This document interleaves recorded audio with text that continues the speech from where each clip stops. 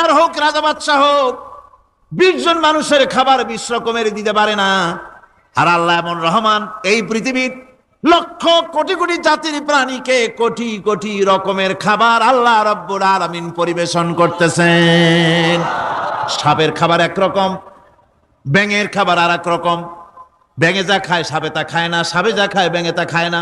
হাতির খাবার, গন্ডারের খাবার, ভল্লুকের খাবার, বাঘের খাবার, সিংহের খাবার, মানুষের খাবার, ছাগলের খাবার, মুরগির খাবার, মশার খাবার, সারপোকার খাবার, সমস্ত খাবার ভিন্ন ভিন্ন। আবার সমস্ত খাবারের মজা আল্লাহ রাব্বুল আলামিন আলাদা আলাদা করে দিয়েছেন। এমন রহমান, আপনার পেট ভরবেন শুধু স্বাস্থ্য বানাবার জন্য, পেট ভরে খাওয়া দরকারটা ছিল।